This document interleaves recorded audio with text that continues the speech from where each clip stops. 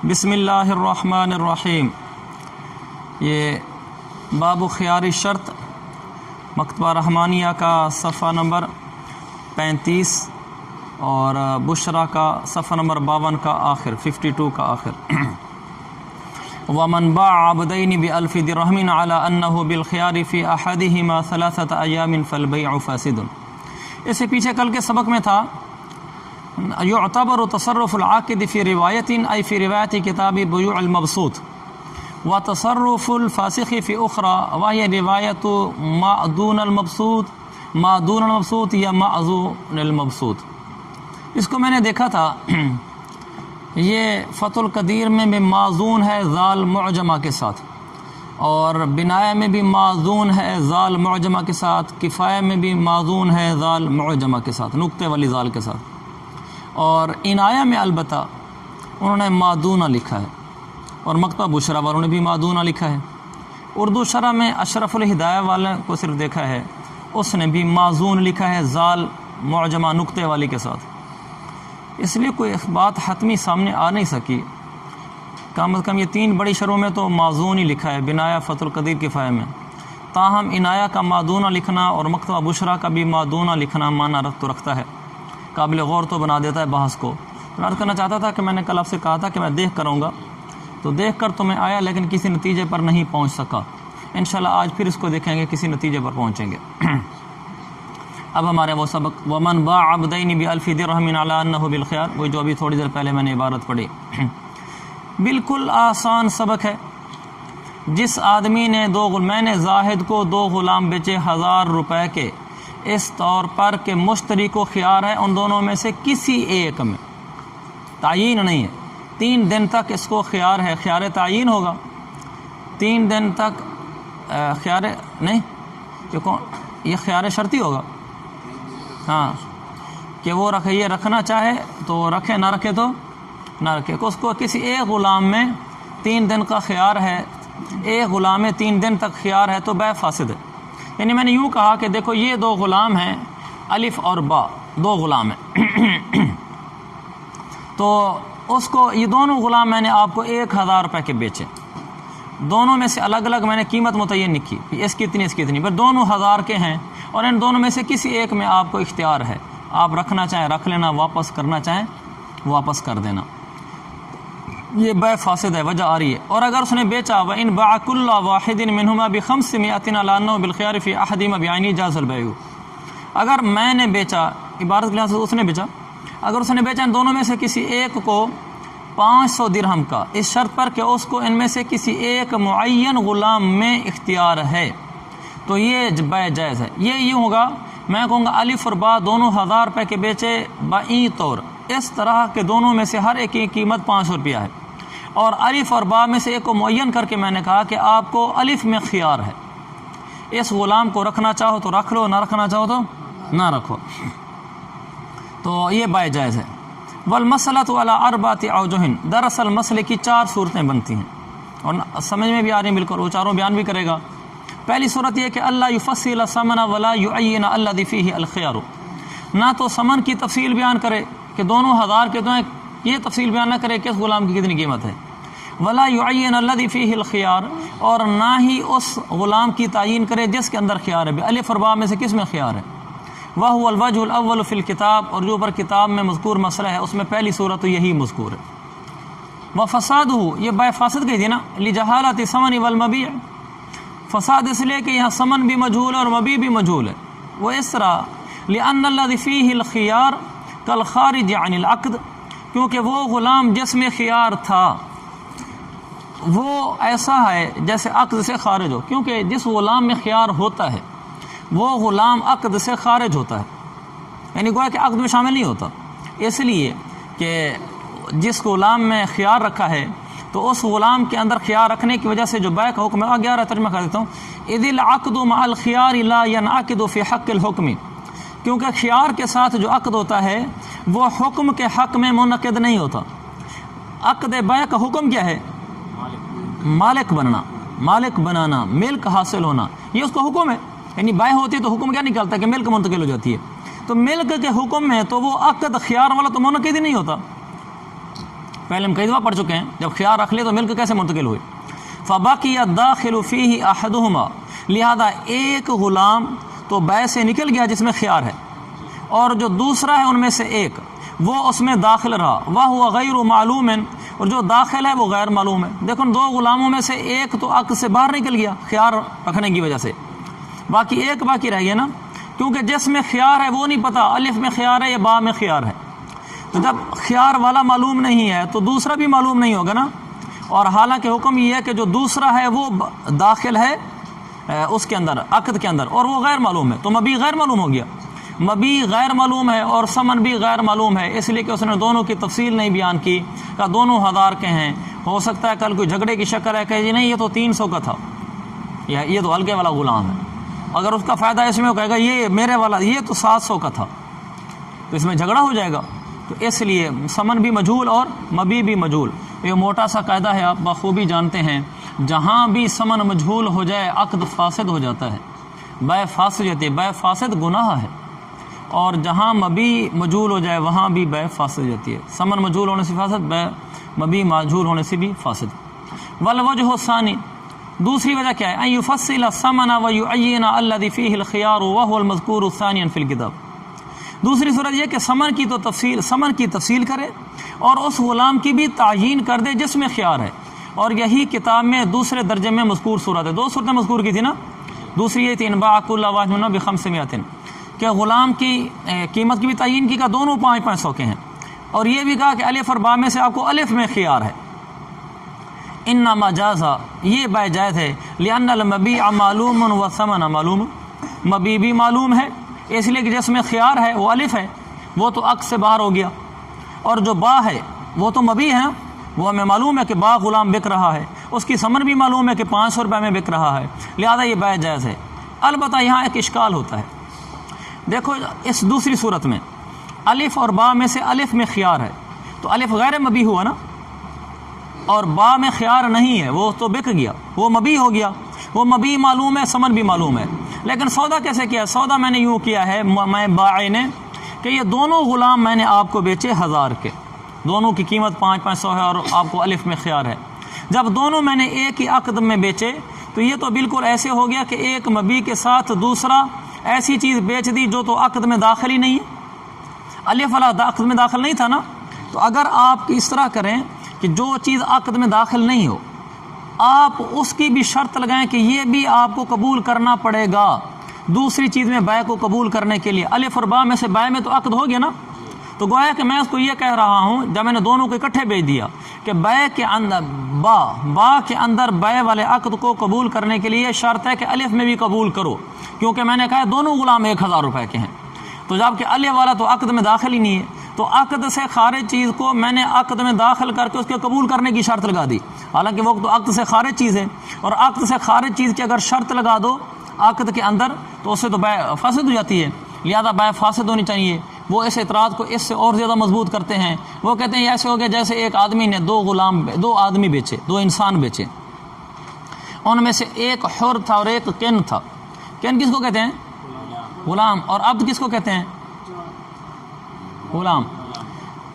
کن کہتے ہیں خالص غلام کو۔ خالص غلام کا مطلب یہ ہے نہ وہ مدبر ہے، نہ وہ مکاتب ہے، نہ کچھ اور ہے، اس کو کن کہتے ہیں۔ تو اس نے ایک آدمی نے، یعنی میں بائے نے حر اور کین، یہ نیچے حاشی میں لکھا ہوا جو آپ کو میں تشریح کر رہا ہوں ساری، میں نے حر اور کین دونوں اکٹھے ملا کر زید کو بیچے کہ یہ دونوں 1000 روپے کے ہیں، تو اس صورت میں بے فاسد جاتی ہے، کیونکہ میں نے اس کن میں بے کو قبول کرنے کے لیے حر کے اندر بھی حر کو قبول کرنے کی بھی شرط لگائی ہے، کیونکہ دونوں بیچے نا، حر اور عبد دونوں 1000 روپے کے بیچے، عبد تو چلو بک گیا، مبی بن گیا، حر تو مبی نہیں ہے، حر تو عقد سے خارج ہے، اس لیے کہ حر تو بکتا ہی نہیں ہے، تو میں نے اس عبد میں بے کرنے کے لیے حر کے اندر بھی بے کے قبول کرنے کی شرط لگا دی کہ یہ بھی ساتھ ہی ہو گیا، تو بے فاسد ہوتی ہے۔ تو معترض کہتا ہے یہ آپ کے نزدیک بھی ایسے ہے کہ اگر کوئی حر اور کن کو اکٹھے بیچے اور کہ دونوں 1000 روپے کے ہیں تو کن میں بھی بے جائز نہیں ہوگی، اس لیے کہ حر عقد سے خارج تھا، آپ نے اس کو قبول کرنے کی شرط لگوا دی۔ تو اس کا ہماری طرف سے جواب یہ ہے وَقَبُولُ الْعَقْدِ فِي الَّذِي فِيهِ الْخِيَارُ، اگلی سطر، یہ اسی اشکال کا جواب ہے۔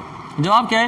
قبول العقد فی الذی فیہ الخیار، فی الذی فیہ الخیار، وہ غلام جس میں خیار تھا، کون سا تھا؟ الف، اس غلام کے اندر عقد کو قبول کرنا، وَإِنْ كَانَ شَرْطًا، اگرچہ یہ شرط تھا، لِانْعِقَادِهِ فِي الْآخِرِ، انعقادِهِ ضمیر کا مرجع ہے عقد کی طرف، دوسرے با غلام میں عقد کے منعقد ہونے کے لیے شرط تھا۔ دیکھو با غلام میں عقد بیع منعقد ہو جائے، اس کے لیے میں نے یہ شرط ساتھ لگائی تھی کہ آپ یہ جس میں خیار ہے یہ بھی ساتھ قبول کریں۔ کیوں؟ میں نے جب کہا دونوں 1000 کے بیچے، اس نے کہا اچھا ٹھیک ہے میں نے دونوں 1000 کے قبول کیے، ہاں البتہ الف میں مجھے خیار ہے، قبول تو دونوں کر لیے، تو میں نے مبی کو بیچنے کے لیے جو دوسرا غیر مبی تھا اس کو بھی ساتھ قبول کرنے کی شرط لگوا دی تھی۔ وہذا یہ مفسد ہونا چاہیے، وہ کہتے ہیں ولیکن ھذا غیر مفسد للعقد، لیکن یہ عقد کے لیے غیر مفسد ہے۔ کیوں؟ لکونہ محلا للبیع، کیونکہ یہ تو بیع کا محل ہے، اور جو آپ نے کہا تھا وہ حر اور کن، اس میں حر بیع کا محل ہے یا نہیں ہے؟ نہیں ہے، حر تو بیع کا محل ہی نہیں ہے۔ اور جو ہم بیچ رہے ہیں، ہم تو دونوں غلام بیچ رہے ہیں نا، دونوں غلام ہیں، غلام بیع کا محل تو ہے، مبی تو بن سکتا ہے، لہذا آپ کا حر اور کن والی مثال دینا ہمارے لیے ٹھیک نہیں، جبکہ ہمارے تو دونوں عبدین ہیں۔ لِکَوْنِهِ مَحَلًّا لِلْبَيْعِ، کیونکہ بیع کا محل ہے، اگرچہ فی الحال مبی نہیں بن رہا، یہ بات ٹھیک ہے، لیکن بیع کا محل بن سکتا ہے۔ وہ کہتے ہیں ہمارے پاس ایک مثال موجود ہے کہ دو غلام اس طریقے سے بیچو کہ ایک غلام بیع کا مبی نہیں بن سکتا، لیکن وہ بیع کا محل بن سکتا ہے، تو بیع جائز ہو جاتی ہے۔ وہ کہتے ہیں کما اذا جمع بین قن و مدبر، جیسے کوئی آدمی کن اور مدبر میں بیع کر دے اکٹھے کہ یہ کن اور مدبر ہے، ان میں سے مثلا بتا دیتا ہے دونوں 500 کے ہیں، میں نے آپ کو دونوں 1000 کے بیچے۔ آپ کو مسئلہ یاد ہے کہ مدبر میں بیع ہوتی ہے کہ نہیں ہوتی؟ ہاں، مدبر تو نہیں بکتا، مدبر جب مدبر ہو جائے غلام تو پھر نہیں بکتا، تو اس نے تو کن اور مدبر کو جمع کر کے دونوں 1000 روپیہ لگا دیا کہ 500 کے ہیں۔ تو اس مسئلے کا حکم یہ ہے کہ یہاں اگرچہ مدبر مبی نہیں ہے، عقد سے خارج ہے، لیکن پھر بھی کن میں بیع جائز ہو جائے گی اس کے حصے کے بقدر۔ وجہ یہ ہے کہ مدبر اگرچہ فی الحال خارج از بیع ہے، لیکن یہ بیع کا محل ہے، یعنی یہ مبی کبھی بن سکتا ہے، اگرچہ ابھی تو نہیں بن رہا ہمارے عقد میں، لیکن کبھی بن سکتا ہے۔ کبھی کب بن سکتا ہے؟ اگر قاضی مدبر کی بیع کے جواز کا فیصلہ کر دے، یعنی قاضی کے سامنے دعویٰ پیش ہو اور مدبر بیچا گیا اور قاضی کسی خاص مسلط کے پیش نظر کہہ دے کہ جو مدبر بک گیا ٹھیک ہے، تو وہ بیع نافذ ہو جاتی ہے۔ قاضی کو بہت ساری چیزوں میں اختیارات ہوتے ہیں جی، اچھا، لیکن اس میں مبی بننے کی کبھی صلاحیت تو ہے، حر میں تو کبھی بھی مبی بننے کی صلاحیت نہیں ہے۔ اور جو ہمارا مسئلہ ہے نہیں، پھر حر تو نہ رہا تو حر میں تو مبی بننے کی صلاحیت ہی نہیں ہے، لہذا آپ کا وہ ٹھیک نہیں ہے۔ البتہ جو دو غلام ہم نے بیچے ہیں ان میں سے الف میں خیار تھا، اگرچہ فی الحال وہ مبی نہیں بن رہا، عقد سے خارج ہو رہا ہے، لیکن بیع کا محل تو ہے، وہ غلام ہے، مبی تو بن سکتا ہے کبھی نہ کبھی، لہذا ہمارے مسئلے کے اوپر آپ کا حر اور کن کو لے کر اعتراض کرنا درست نہیں ہے۔ ہمارے مسئلے کی نظیر حر اور کن والی نہیں بنے گی کہ جس کی بنیاد پر ہم اس کو ناجائز کہیں کہ یہ دونوں آپس میں ملتے جلتے مسئلے ہیں، جیسے حر اور کن میں ناجائز ہے یہاں بھی ناجائز ہونا چاہیے۔ ہماری نظیر بنے گی کن اور مدبر والی، کیونکہ یہ اس کے ساتھ میل کھاتا ہے، حر اور کن کے ساتھ میل ہی نہیں کھاتا، مطابقت نہیں کھاتا، میچنگ ہی نہیں ہوتی۔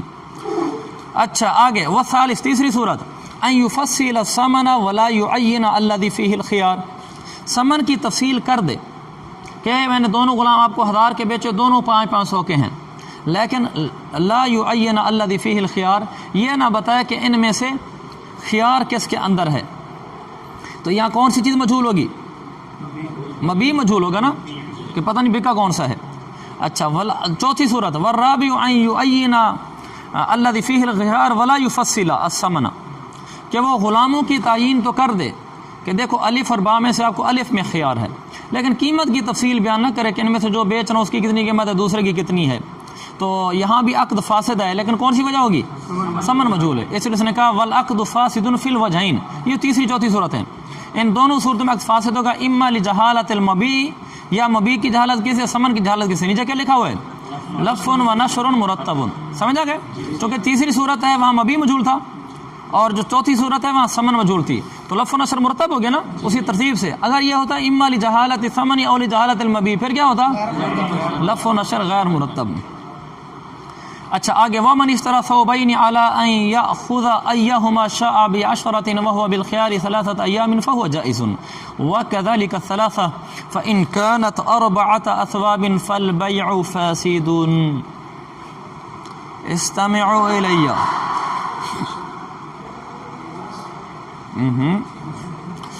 वमन इफ्तरा सौबैनी, एक आदमी ने दो कपड़े, यहाँ से देखो भाई ख्यार तायीन का मसला शुरू हो रहा है। हमने ख्यार शर्त पढ़ा था, फिर दरम्यान में ख्यार नक़्द भी बता दिया, फिर ख्यार शर्त आ गया, अब फिर ख्यार तायीन आ गया है। वमन इफ्तरा सौबैन, एक आदमी ने ज़ाहिद ने दो कपड़े ख़रीदे कि इस शर्त पर कि अय्या खुदा अय्याहुमा शाअ बिअशरतिन, कि इन दोनों में से जिस कपड़े को चाहेगा 10 रुपए का ख़रीद लेगा, जिस कपड़े को भी चाहेगा, और उसको 3 दिन का ख्यार है तो ये जायज़ है। यहाँ कुछ बातें काबिल तशरीह हैं।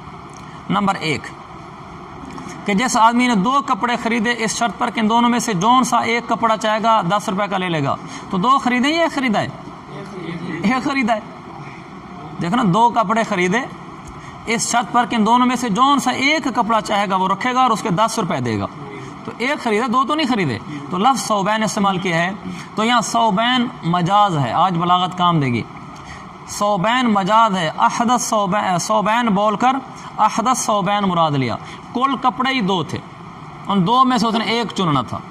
कुल कपड़े ही दो थे, उन दो में से एक चुनना था, तो कुल कपड़े बोलकर उसका जुज़ एक कपड़ा मुराद लिया। बलागत में पढ़ा था ना ये कौन सी क्या चीज़ बनती है? ये बलागत की इस्तिलाह में कुल बोल कर जुज़ मुराद लेना क्या कहते हैं बलागत की इस्तिलाह में? मजाज मुरसल। मजाज मुरसल है कि आप कुल बोल कर जुज़ मुराद लेना। उसने बोला कुल है, कुल कपड़े ही दो थे, लेकिन मुराद उसका एक जुज़ यानी एक कपड़ा लिया, तो ये मजाद ने। लिहाजा अगरचे सौबैन लिखा है लेकिन मुराद एक कपड़ा होगा, यूँ होगा मन इस तरह सौबैनी अय अहद सौबैनी। अच्छा, अला अय्या खुदा अय्याहुमा शाअ, इन दोनों कपड़ों में से जिस एक कपड़े को भी चाहेगा 10 रुपए का ले लेगा। हिदाया के मज़कूरा लफ्ज़ अय्याहुमा से मालूम होता है कि सिर्फ एक चीज़ में ख्यार तायीन ले सकते हैं, और आमतुल कुतुब में भी ऐसे ही है कि दो चीज़ों में से एक चीज़ में ख्यार ले सकते हैं, जबकि मुतअद्दिद अशिया में से एक से ज़्यादा अशिया में भी ख्यार तायीन जायज़ है। 5-7 चीज़ें थी, आप उनमें से 2-3 में ख्यार तायीन ले लेते हैं, यह जायज़ है। जैसा कि फ़िक़्हुल बयू 931/2 में लिखा है। क्या लिखा है कि हिदायत की इबारत और दूसरी कुतुब से ये मालूम होता है कि आप ख्यार तायीन सिर्फ़ एक चीज़ में ले सकते हैं, जबकि सही मसला ये कि ख्यार तायीन मुतअद्दिद चीज़ों में से मुतअद्दिद चीज़ों में ले सकते हैं। 10 चीज़ें हैं, आपने 4 में ख्यार तायीन ले लिया है, ये ठीक है। हज़रत शेखुल इस्लाम साहब ने लिखा है, अल्लाह उनकी उम्र में बरकत दे। 931/2 यानी दूसरी जल्द और सफ़र नंबर 931। कौल मैंने उर्दू में तर्जुमा किया हुआ, हज़रत का कौल अरबी में है। हिदाया के मज़कूरा लफ्ज़ अय्याहुमा से मालूम होता है कि सिर्फ एक ही चीज़ में ख्यार तायीन ले सकते हैं, और आमतुल कुतुब में भी ऐसे ही है, फ़िक़्ह की जो आम किताबें हैं, जबकि मुतअद्दिद अशिया में से एक से ज़्यादा अशिया में भी ख्यार तायीन जायज़ है। यानी मुतअद्दिद अशिया में से मुतअद्दिद अशिया के अंदर, यानी 10 में से 4 चीज़ों के अंदर 5 चीज़ों के अंदर जायज़ है। अच्छा, आगे ये 2 में से 2 में ख्यार तायीन कैसे होगा? ये तो नहीं हो सकता। वकदालिकल अस्वाब अस्सलासा, इसी तरह 3 कपड़ों का हुक्म है, यानी 3 कपड़ों में से भी आप एक कपड़े में ख्यार ले सकते हैं। फ़इन कानत अरबात अस्वाबिन फ़लबयु फ़ासिदुन, अगर कपड़े 3 की बजाय 4 हो गए, यानी चीज़ें 3 की बजाय 4 हो गई, तो फिर आपने उसमें ख्यार तायीन रखा तो बै फ़ासिद है। अल्लाह ताला जज़ा खैर दर शेखुल इस्लाम साहब को, वो फरमाते हैं नहीं, अगर आप ये असल में जो मसला लिखा गया है, हज़रत फरमाते हैं कि 931/2 में बदाए उसना के हवाला से 3 से ज़ायद में फ़साद, जैसे यहाँ लिखा हुआ है, उस ज़माना के लोगों के इसमें अदम तामुल और अदम हाजत की वजह से था कि उस ज़माने के लोगों में 3 कपड़ों से ज़्यादा में ख्यार तायीन लेते वक्त 3 कपड़ों से ज़्यादा के अंदर यह ख्यार तायीन, यानी कुल 3 कपड़े रखना, उनमें से एक में ख्यार तायीन लेना, तो ज़्यादा वो 3 कपड़ों से ही ख्याल रखते थे। एक तो उस ज़माने में तामुल नहीं था, दूसरा ज़माने में ज़रूरत भी नहीं होती थी। तामुल तो इसलिए नहीं था कि हर ज़माने के तामुल अलग हैं, चलो ठीक है, ज़रूरत क्यों नहीं थी? 3 से ज़्यादा कपड़े अपने सामने रख लेते, कहिए इनमें से मैं एक चुनूँगा, इसलिए कुछ में आम तौर पर कपड़े एक ही किस्म के होते थे कपड़े, और उसमें फिर 3 ही किस्में बन सकती थी, या कपड़ा आला होगा, या अदना होगा, या मुतवसत होगा, इससे ज़्यादा नहीं होता था। तो ऐसे लोगों को ज़रूरत ही नहीं है 3 से ज़्यादा कपड़े लूँगा, तो वो भी फिर 3 से मिलता जुलता होगा। लेकिन हमारे ज़माने में तो माशाअल्लाह एक ही कपड़े में 10-10 डिज़ाइन और उसकी कढ़ाई और उसके रंग और उसकी 20 चीज़ें। एक ही सूट कोई औरत उठा के बैठ जाए तो वो बेचारी शाम तक वहीं बैठी रहती है कि इनमें से कौन सा चुनूँ। अब तो खैर मर्द भी ऐसे ही हो गए। तो हमारे ज़माने में चूँकि वो बात नहीं रही कि हाजत सिर्फ 3 कपड़ों से पूरी हो जाती है कि 3 कपड़े हम उठा लें, اس کے علاوہ اگر ہم چوتھا سوٹ اٹھائیں گے تو وہ چوتھا بھی ان تینوں میں سے کسی ایک سے ملتا جلتا ہوگا، کیونکہ اس زمانے میں یہ تنوع نہیں تھا. اس طرح تنوع کا مطلب سمجھتے ہوں گے، یعنی کئی قسمیں نہیں تھیں. ہمارے تو زمانے میں بات ہی اور ہوگی، لہٰذا اب ہمارے زمانے میں اگر کوئی 4 کپڑوں میں بھی کرے گا تو بے فاسد نہیں ہوگی، کیونکہ اس زمانے کے فاسد ہونے کی علت یہ ہے کہ اس زمانے میں تعامل نہیں تھا اور ضرورت بھی نہیں تھی. اور ہمارے زمانے میں تعامل بھی ہے اور ضرورت بھی ہے. اور زمانے میں ضرورت کیوں نہیں تھی؟ میں نے بتایا تھا ان کے کپڑے 3 قسموں میں پورے ہو جاتے تھے، اور ہمارے زمانے میں ضرورت تو بالکل واضح ہے. والقیاس، قیاس یہ ہے کہ ان یفسد البیع فی الکل لجہالۃ المبیع. قیاس یہ کہ ان ساری صورتوں میں بیع فاسد جانی چاہیے. ساری صورتیں مطلب چاہے 2 کپڑوں میں سے ایک میں خیار تعین رکھو یا 3 کپڑوں میں سے ایک میں خیار تعین رکھو، بیع فاسد جانی چاہیے. کیوں؟ لجہالۃ المبیع، مبیع تو مجہول ہی رہتا ہے نا. آپ نے 3 کپڑوں میں سے ایک کپڑا بیچا ہے، جس کی وہ تعین کرے گا، تو آپ نے ابھی کون سا کپڑا بیچا ہے، یہ تو خود بائع کو بھی نہیں پتا میں نے کون سا بیچا ہے. تو عقد بیع ہونے کے وقت تو مبیع معلوم نہیں ہے، تو لہذا قیاس کا تقاضا تو یہ کہ یہ فاسد ہونا چاہیے، کیوں مبیع مجہول ہے. اور یہی امام ظفر امام شافعی کا قول ہے، اللہ ان کو جزائے خیر دے کے انہوں نے اختلاف فرمایا کہ کسی زمانے میں امت کے لیے کوئی سہولت نکل آئے گی. وجہ الاستثانی، کسی زمانے میں سہولت نکل آئے گی، علماء اور مفتیان کے کہنے سے، خود نہیں نکال لینی. وجہ الاستثانی، ہمارے نزدیک استحسان ہے کہ جائز ہے، اگرچہ مبیع مجہول ہونے سے قیاساً فاسد ہونا چاہیے، لیکن استحسان اور جائز ہے. وجہ کی ان شرع الخیاری، شرع کا معنی مشروع ہونا، ان شرع الخیاری للحاجتی، اصل میں جو خیار مشروع ہے وہ تو خیار شرط ہوا ہے نا، جس کے بارے میں نص وغیرہ بھی آ گئی ہے. تو خیار شرط کیوں مشروع ہوا تھا؟ للحاجتی، ضرورت کی وجہ سے خیار شرط مشروع ہوا ہے. کس چیز کی ضرورت؟ الی دفع الغبن، تاکہ دھوکہ کو دور کیا جا سکے. لیختارا، تاکہ وہ خریدنے والا آدمی یا خیار رکھنے والا آدمی، لیختارا ما هو الارفق، تاکہ وہ اس چیز کو اختیار کر سکے جو اس کے لیے زیادہ انفع ہے. مشتری مثلا وہ دیکھے کہ قیمت کے لحاظ سے مجھے کس میں نفع زیادہ ہے. والاوفق بحالہ، اور اس کے حال کے زیادہ مناسب ہے کہ جو چیز میں لے کے جا رہا ہوں یہ میرے لیے یا میرے گھر میں رکھنے کے لحاظ سے مناسب بھی ہے کہ نہیں ہے. جو بیڈ میں لے کر جا رہا ہوں میرے گھر میں یہ فٹ آئے گا کہ نہیں آئے گا ہمارے کمرے کے لحاظ سے، اور کوئی آدمی اپنے حالت کے لحاظ سے دیکھتا ہے. تو یہ بات ختم ہو گئی. بات یہ ہے، وجہ ثانی یہ کہ خیار شرط کا مشروع ہونا وہ اس ضرورت کی وجہ سے تھا تاکہ انسان دھوکے سے بچ سکے، اس لیے تاکہ وہ ایک انفع اور بہتر چیز کو اختیار کر سکے. والحاجۃ الی ھذا النوع من البیع متحققۃ، الی ھذا النوع من البیع ای بیع بخیار تعین. تو یہ حاجت تو یہاں بھی متحقق ہے خیار تعین والی بیع میں بھی. وہ کیسے؟ لأن المشتری یحتاج الی اختیار من یثق بہ او اختیار من یشتری المبیع لأجل، یہ ضمیر جائے لأجل ہی کی ضمیر جائے گی نمبر 6 ہے نا، یہ اختیار من یشتری کے اندر جو من ہے اس کی طرف جائے گی. اب یہ کہتے ہیں یہ ضرورت یہاں بھی ہے، کیونکہ جب آپ خیار بیع لے کر آتے ہیں تو آپ کپڑے گھر لے کر آتے ہیں نا. مثلا آپ سوٹ لے کر آپ گھر لے کر آتے ہیں تو آپ کو بھی ضرورت ہے گھر لے کر آنے کی خیار تعین کی. کیوں؟ 2 چیزوں کی ضرورت ہوتی ہے بطور خاص. الی اختیار من یثق بہ، مشتری کو ضرورت ہوتی ہے کہ وہ ایسے آدمی کو اختیار کرے جو آدمی جس آدمی پر مشتری کو بھروسہ ہے، تاکہ یہ جا کر اس آدمی سے بات کرے جس آدمی پر مشتری کو بھروسہ ہے. مشتری جا کر پوچھے یار یہ سوٹ لے کر آئے ہوں ٹھیک ہے کہ نہیں ہے، یار یہ گاڑی لے کر آئے ہوں مجھے گاڑیوں کی پہچان نہیں ہے، میں خیار تعین رکھ کر آیا ہوں ابھی، تو اب بتاؤ ان میں سے کون سی گاڑی لے لوں، کون سی مجھے بارے میں لگے، کون سا موبائل لے لوں. تو ایسا آدمی سے جا کر پوچھتا ہے جس پر اس کو اعتماد ہوتا ہے. تو ضرورت یہاں بھی ہے، کبھی وہ کسی سے جا کے مشورہ کر لے بھی میں کیسے پوچھوں، کس سے جا کر مشورہ کر لے بھی دونوں میں سے کون سا موبائل رکھوں. یا تو یہ ضرورت ہوتی ہے، یا پھر ایک بڑی خوبصورت ضرورت ہوتی ہے اختیار من یشتریہ لأجلہ، یا پہلا ہے الی اختیار من یثق بہ، اس کا ترجمہ ہوگا اختیار اس آدمی نے کرنا ہوتا ہے جس پر مشتری کو بھروسہ ہے. مجھے لگتا ہے پہلے مجھ سے ترجمے میں شاید کوئی لفظ آگے پیچھے ہو گیا، اگر پیچھے نہیں ہو تو ٹھیک ہے صحیح ہو گئے، اگر آگے پیچھے ہو گئے تو اس کا ترجمہ یہ ہے یحتاج الی اختیار من یثق بہ، یعنی وہ آدمی جس پر اس کا بھروسہ ہوتا ہے اس نے اختیار کرنا ہوتا ہے، یعنی اس نے آگے چننا ہوتا ہے کہ تو ان 2 موبائلوں میں سے یہ موبائل رکھ لے. یا اس آدمی نے چننا ہوتا ہے جو اس آدمی کے لیے یہ مشتری مبیع کو خرید رہا تھا، لاجلہ اور من کی طرف جائے گا، اس آدمی نے چننا ہوتا ہے جس آدمی کے لیے یہ مشتری خرید رہا ہے مبیع کو. وہ آدمی کون ہے؟ کیوں؟ من ہے نا، من کی طرف دونوں ضمیریں جاتی ہیں. اچھا امراتی و بنتی، جیسے وہ اپنی بیوی کے لیے سوٹ لے کر آیا تو بیوی نے چننا ہے نا، خیار تعین تو لے کر آئے گا بھی کون سا سوٹ رکھنا ہے، یہ وہاں پسند کرے، گھر آئے وہ پسند نہ کرے، تو اس لیے مسئلہ بن جائے گا۔ اور آگے ہے ولا یمکنہ البائع من الحمل الیہ الا بالبیع، یہ بھی ایک قسم کے اشکال کا جواب ہو سکتا ہے۔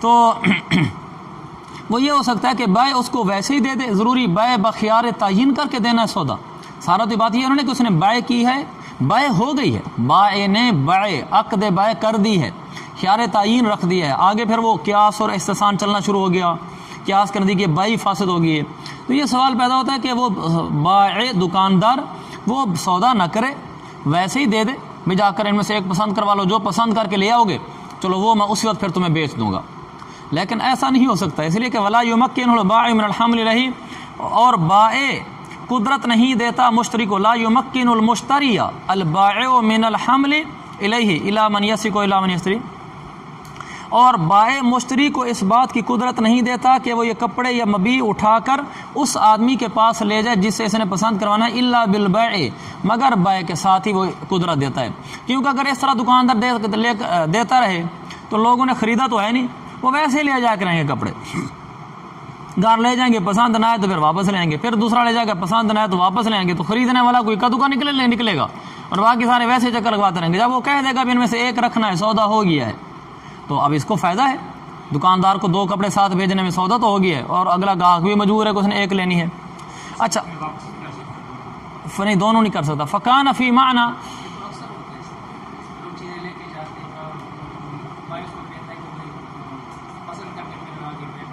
ہاں ٹھیک ہے، اگر یہ کہہ رہا ہے کہ بعد میں بائع قدرت دے دیتا ہے، اگر بائع قدرت دے دیتا ہے پھر تو مسئلہ آسان ہے، عام طور پر یہ ہوتا ہے کہ بائع قدرت نہیں دیتا، اگر کہیں قدرت دے دیتا ہے بھی لے جاؤ، پسند آئے تو رکھ لینا، نہیں تو ہمارا کوئی سودا نہیں ہے، یعنی آپ پہلے پسند کروا لو، سودا بعد میں کر لیں گے۔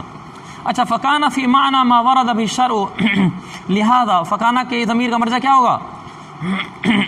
فکانہ کے نیچے نو لکھا ہوا ہے، نہیں نو ہے، اور پیچھے نو کہاں ہے؟ خیار تعین ہے، مجھے نظر نہیں آ رہا لیکن ہونا وہی چاہیے، آپ نے لکھا ہوا ہے، ہاں یہ خیار تعین ہونا چاہیے، اور یہ خیار تعین اس کے معنی میں ہو گیا جس میں شریعت وارد ہوئی ہے، اور شریعت کس پہ وارد ہوئی ہے؟ خیار شرط پر، لہذا خیار تعین خیار شرط کے معنی میں وارد ہو گیا، کیونکہ وہاں بھی ضرورت متحقق ہوتی ہے خیار شرط میں، یہاں بھی ضرورت ہے تو یہ اسی کے معنی میں ہو گیا، یعنی اسی کے حکم میں ہو گیا، معنی کا نا حکم۔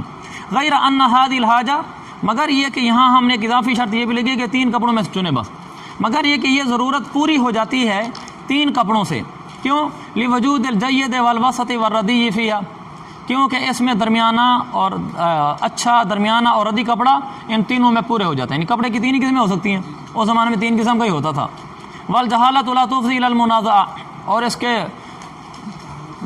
اس عقد کے ناجائز ہونے کی ایک وجہ یہ ہو سکتی تھی کہ جہالت مفضی الی النزاع ہے، والجہالۃ لا تفضی الی المنازع، کیا مطلب کون سی جہالت؟ مبیع مجہول ہے نا، انہوں نے کہا تھا مبیع مجہول ہے، تو اس لیے ہم کہتے ہیں یہ جہالت مفضی الی النزاع نہیں ہے، فی الثلاث، 3 کپڑوں کے اندر جہالت مفضی الی النزاع نہیں ہے، لتعیین من لہ الخیار، کیونکہ جس کو خیار اس نے متعین کر کے بتا دینا بھی ان 3 میں سے یہ مبیع ہے، تو مبیع متعین ہو گیا، لہذا جھگڑا نہیں ہوگا۔ وقضا فی الاربع، اسی طرح جو جہالت ہے 4 میں، تو خیر جہالت میں مفضی الی النزاع نہیں ہے، اگر کپڑے 4 ہوں اور آپ کو مشتری بتا دیں متعین کر کے میں نے یہ لیے لیا ہے، تو اگر 3 میں جہالت مفضی الی النزاع نہیں ہے تو 4 میں بھی مفضی الی النزاع نہیں ہے، یہ بات ٹھیک ہے اس کی، 4 میں بھی مفضی الی النزاع نہیں ہے، تو پھر آپ نے 4 کو جائز قرار کیوں نہیں دیا؟ ہم نے کہا الا ان الحاجۃ الیہا غیر متحققۃ، یہاں ٹھیک ہے جہالت مفضی الی النزاع نہیں ہے، لیکن یہاں حاجت ثابت نہیں ہے، حاجت 3 کی ہے، تو اس کی جواز کی وجہ 2 تھی، ایک تو یہ تھی کہ حاجت، اور دوسرا اس کا مفضی الی النزاع نہ ہونا، ٹھیک ہے 3 کپڑوں کی صورت میں مفضی الی النزاع نہیں ہوئی اور حاجت بھی ہے 3 کپڑوں کی، لہذا جائز ہوا۔ 4 کپڑوں میں دونوں میں سے ایک چیز پائی گئی کہ جہالت مفضی الی النزاع تو نہیں ہوئی لیکن حاجت نہیں پائی گئی، جبکہ اس کا جواز 2 چیزوں کے ساتھ ہے، آگے آ رہا ہے، والرخصت، اور جواز، ثبوت ہوا، اس جواز کا ثبوت 2 چیزوں کی وجہ سے، بالحاجتی وکون الجہالتی غیر مفضیۃ الی المنازعہ، جو ہم نے خیار تعین کے کہنے کے جواز ثابت ہے، اس کے رخصت کا ثبوت یعنی جواز کا ثبوت حاجت کی وجہ سے ہے، اور اس وجہ سے کہ جہالت مفضی الی النزاع نہیں ہوتی، فلا تثبت باحدہما، لہذا یہ رخصت یعنی یہ جواز ان دونوں میں سے ایک چیز سے ثابت نہیں ہوگا. ایک چیز کون سی ہے؟ جہالت کا مفضی لا نزاع نہ ہونا. یہ چیز تو پائی گئی لیکن ایک چیز ہے نا دوسری نہیں پائی گئی, لہذا اس کو ہم کہیں گے کہ یہ بیع جائز نہیں ہوگی 4 کپڑوں میں. ثم قیل, پھر آگے یہ بھی کہا گیا ہے کہ جب وہ خیار تعین رکھے گا ساتھ کیا خیار شرط رکھنا بھی ضروری ہے یا صرف خیار تعین اکیلا بھی رکھ سکتا ہے؟ تو اس میں قول سنیں. ثم قیل, پھر کہا گیا ہے, قول ہے, یشترط ان یکون فی ھذا العقد خیار الشرط مع خیار التعین. پھر یہ کہا گیا کہ اس عقد میں, کون سا عقد؟ اس میں خیار تعین والا عقد, اس عقد میں خیار شرط کی بھی شرط لگائی جائے خیار تعین کے ساتھ, یعنی خیار تعین کے ساتھ خیار شرط بھی ہو, دونوں اکٹھے رکھیں پھر جائز ہوگا. وَهُوَ الْمَذْكُورُ فِي الْجَامِعِ الصَّغِيرِ, امام محمد کی جامع صغیر میں یہی بات مذکور ہے کہ خیار تعین کے ساتھ خیار شرط کا بھی وہاں تذکرہ ہے, یعنی خیار تعین اور خیار شرط دونوں رکھے گا. یہ یوں مذکور ہے, یا یوں لکھا ہوگا کہ خیار تعین کے ساتھ اس نے خیار شرط بھی رکھی. تو جامع صغیر میں مسئلے کے اندر خیار تعین کے ساتھ خیار شرط بھی مذکور ہے, تو اس سے پتہ چلا کہ خیار شرط بھی ساتھ شرط ہوگی. اور وکیلا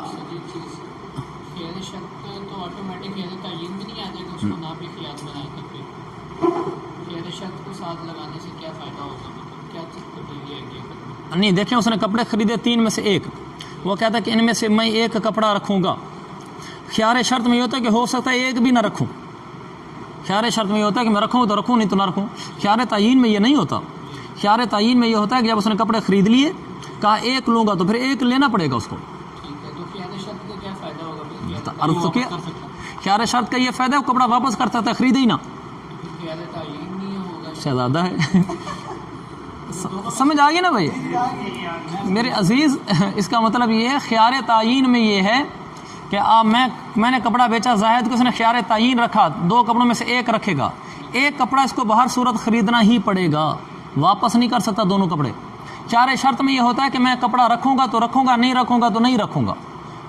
مطلب دونوں اکٹھے استعمال کے خیال ہو سکتے ہیں, خیار شرط استعمال کرے گا یا خیار تعین. خیار شرط استعمال کرے گا تو کوئی چیز نہیں رکھے گا, خیار تعین کرے گا تو ایک چیز رکھے گا. چلے میں نے عرض کر دیا ہے, آگے چلتے ہیں. وکیل لا یشترط, اور ایک قول یہ ہے کہ لا یشترط, یہ شرط نہیں لگائی جائے گی. کس چیز کی؟ خیار شرط کی. یعنی صرف وہ خیار تعین رکھ کر آ گیا اور اس نے ساتھ خیار شرط نہیں رکھا تو یہ کافی ہے. وَهُوَ الْمَذْكُورُ فِي الْجَامِعِ الْكَبِيرِ, یہ مسئلہ جامع کبیر میں مذکور ہے. جامع صغیر میں خیار تعین کے ساتھ خیار شرط کا بھی تذکرہ ہے, اور جامع کبیر میں خیار شرط کو شرط لگانا ضروری نہیں ہے. اب کتابیں دونوں امام محمد کی ہیں, ایک جگہ ذکر ہے, یعنی جامع کبیر میں ہے کہ خیار شرط نہیں ہے, اس کے بغیر بھی سودا کر سکتا ہے, اور جامع صغیر میں ہے کہ خیار شرط بھی ساتھ ہوگی. اب جب ایک ہی مصنف کی کتابوں میں آپس میں اختلاف ہو جائے تو مصنف پھر جو اگلا مصنف اس کی بات منتقل کر رہا ہوتا ہے وہ اس میں ترجیح یا تطبیق کی صورت قائم کرے گا. وہ کہے گا اس کا فلانا والا قول راجح ہے اور فلانے والا مرجوح ہے. اس کی وجہ بیان کرے گا کیوں راجح مرجوح ہے, کہ مثلا خود اس مصنف نے کہہ دیا تھا میرے پچھلے قول مرجوح ہیں, تو یا اسے ترجیح کرے گا یا تطبیق کرے گا. اور یہاں تطبیق کی صورت بتا رہے فَيَكُونُ ذِكْرُ عَلَى هَذَا الْاعْتِبَارِ وِفَاقًا لَا شَرْطًا. اب یہ تطبیق بٹھا رہا ہے کہ جامع صغیر میں تو یہ ہے کہ خیار تعین کے ساتھ خیار شرط کا بھی تذکرہ ہے, اور یہاں جامع کبیر میں خیار شرط کا ساتھ ذکر نہیں ہے. وَقَدْ فَيَكُونُ ذِكْرُهُ, خیار شرط کا ذکر کرنا عَلَى هَذَا الْاعْتِبَارِ جامع کبیر کے لحاظ سے. جامع کبیر کی عبارت اگر دیکھو, جامع کبیر میں شرط نہیں ہے نا, جامع کبیر کی عبارت کے لحاظ سے وہاں جامع صغیر میں خیار شرط کا ذکر کرنا, وہ ذکر کرنا وفاقا لا شرطا, وہ ذکر کرنا اتفاقی طور پر ہے, شرط کے طور پر نہیں ہے. آپ سمجھے اتفاقی اور شرط کے طور پر, یعنی اتفاقاً انہوں نے ساتھ لکھ دیا کہ ایک آدمی نے خیار تعین کے ساتھ خیار شرط بھی رکھا تو مسئلہ یوں ہے. ویسے انہوں نے اتفاقی طور پر لکھ دیا, یعنی یہ نہیں لکھا کہ خیار تعین کے ساتھ خیار شرط ہونا ضروری ہے, شرط کے طور پر نہیں لکھا. جیسے ایک آدمی کو ایسا مسئلہ بیان کرتا ہے کہ میں نے جا کر وہاں 10 سیب خریدے اور ہر سیب کی قیمت 2 روپے رکھی. 10 سیب کا لفظ یہ اتفاقی طور پر اس نے کہا, یہ شرط نہیں لگائی کہ اگر 10 سیب خریدو گے تو یہ مسئلہ ہے, اگر 11 سیب خریدو گے تو یہ مسئلہ نہیں ہے. مثلا ایک آدمی مسئلہ بیان کرتا ہے میں نے جا کر 10 سیب خریدے ہیں اور ان کی قیمت میں نے اتنی لگائی اور مبی اور ثمن وہاں متعین کر دیا, تو آگے مسئلہ لکھا ہوا ہے اس آدمی کی بات صحیح ہے. تو کوئی آدمی کہہ دے تو ہاں تو 10 سیب لکھا ہوا ہے, تو یہ 10 سیب کا تذکر کرنا اتفاقی طور پر 10 کہہ دیا, اس لیے میں نے 10 نہیں لکھا کہ بھئی 10 شرط ہیں, اگر 10 نہیں ہوگے تو بیع فاسد ہو جائے گی. تو انہوں نے جو کہا نا خیار تعین کے ساتھ اس آدمی نے خیار شرط رکھ لی اور سودا کر لیا, اور پھر اس خیار تعین و خیار شرط کی رعایت رکھتے ہوئے سودا کیا تو سودا جائز ہے. تو اس کا یہ مطلب نہیں ہے کہ خیار شرط ساتھ رکھنا ضروری تھا، اگر وہ نہیں بھی رکھے گا تو بھی ٹھیک ہے. سمجھ گا اس بات کو؟ یہ مطلب اس کا. اب یہاں ایک اچھا، اب اس میں بتاتا ہوں کہ جامع صغیر اور جامع کبیر کا فرق کیا ہے.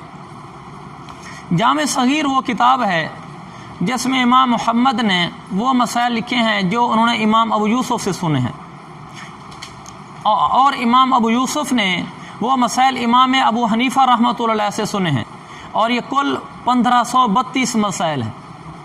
جامع صغیر میں وہ مسائل ہیں جو انہوں نے امام ابو یوسف سنے، اور امام ابو یوسف نے امام ابو حنیفہ سے سنے، یعنی امام محمد نے اپنے استاد سے سنے ابو یوسف سے، اور انہوں نے اپنے استاد پھر آگے امام ابو حنیفہ سے سنے ہیں. اور یہ کل مسائل جامع صغیر والے 1532. اور جامع کبیر کیا ہے؟ جامع کبیر میں وہ مسائل ہیں جن میں جو مسائل امام محمد نے براہ راست امام ابو حنیفہ سے سنے ہیں، انہیں سے حاصل کیے ہیں، کیونکہ امام محمد کے دونوں استاد ہیں، امام ابو یوسف اور امام ابو حنیفہ بھی. تو جامع صغیر والے کی وضاحت کر دی. جامع کبیر میں وہ مسائل جو امام حنیفہ سے حاصل کیے ہیں. اس میں مسائل کی تعداد کتنی ہے؟ اس میں تقریباً فقہ کے تمام مسائل جمع ہیں، یعنی ہر باب انہوں نے لکھ دیا. تو یہ جو میں نے آپ کو تعریف بتائی ہے جامع صغیر جامع کبیر کی، اس طرح تعداد بھی کہ کل اتنے مسائل ہیں، یہ بڑی باریک سی بات ہے. اس طرح کی بڑی ٹیپیکل مفید باتیں اگر آپ جاننا چاہیں علم میں اضافے کے لیے، تو ایک کتاب ہے مفتی عبد الاول صاحب کی. اس مفتی عبد الاول مصنف کا نام ہے، اول ثانی جیسے ہوتا ہے، اور کتاب کا نام ہے مفید المفتی. میرے خیال میں آج کل نہیں ملتی، مکتبہ رشیدیہ سرکی روڈ کوئٹہ سے بڑی پرانی چھپی ہوئی ہے، میں نے زبانہ طالب علمی کی خریدی ہوئی ہے. اگر کوئی آدمی مجھ سے لینا چاہے فوٹو کاپی کرانے کے لیے، زیادہ ضخیم نہیں ہے، پتلی کتاب ہے، کوئی لینا چاہے تو مجھ سے لے سکتا ہے، کافی مفید کتاب ہے. جی معلوم نہیں، ظاہر روایت والی کو تو ملتی ہیں یا نہیں ملتی معلوم نہیں ہے، اس بارے میں آج کل چھپ رہی ہیں کہ نہیں چھپ رہی. آگے وَإِذَا لَمْ يَذْكُرْ خِيَارَ شَرْطِ، جب خیار شرط اس نے ذکر نہیں کیا. میں یہ کہہ دیا نا بھی خیار شرط ذکر نہ بھی کرے تو بھی کوئی حرج نہیں، پھر بھی لا بد من توقید خیار تعین بالثلاث عنده وبمدت معلومۃ ایتها كانت، یا ایتها ہوگا، ایتها كانت عندهما. لیکن جب اس نے خیار تعین ہی رکھی ہے تو پھر خیار تعین کے لیے بھی توقید کرنا ضروری ہے. امام صاحب کے نزدیک 3 دن کی کرے گا، اور صاحبین کے نزدیک جتنی مدت بھی ہو بس معلوم ہونی چاہیے، 3 دن سے زیادہ بھی کر سکتا ہے. یعنی جو اختلاف وہ خیار شرط میں تھا وہی اختلاف یہاں خیار تعین میں بھی ہوگا. لیکن یہاں ایک بڑی اچھی مفید بات، اضافی بات لکھی حضرت شیخ الاسلام صاحب نے فقہ البیوع 930/2 میں. وہ یہ ہے کہ ان البیع لا ينفسخ بعد انتہاء مدت خیار التعین بل یجبر من له الخيار على التعین لان البیع قد انبرم ای لزم فی احد الشیئین بمجرد العقد. وہی نا مرد ابھی تھوڑی دیر پہلے جو میں حذیفہ کو جواب دے رہا تھا کہ خیار شرط میں مجرد عقد کرنے سے عقد لازم نہیں ہو جاتا. سمجھ گئے؟ وہ اپنی چیز واپس بھی کر سکتا ہے اور مشتری بھی واپس کر سکتا ہے، سودا ہوا ہی نہیں، سمجھو. اور خیار تعین میں مجرد عقد سے سودا لازم ہو جاتا ہے، اور اس پر ایک چیز کی تعین کرنا لازم ہو جاتی ہے. اور جب مدت تعین خیار کی جو مدت ہے مثلا 3 دن یا زیادہ دن، جب یہ ختم ہو جائے گی تو اس کے بعد ختم ہونے کے بعد خود بخود عقد لازم ہو جائے گا. اور اگر اس آدمی نے یہ کہا کہ میں نے میں سے کوئی چیز بھی نہیں لیتا، یہ ٹھیک نہیں ہوگا. خیار تعین میں عقد لازم ہو جاتا ہے، خیار دیتے ہی عقد کرتے ہی. خیار شرط میں عقد لازم نہیں ہوتا. ثم ذکر، یہ مسئلہ کل کر لیں گے.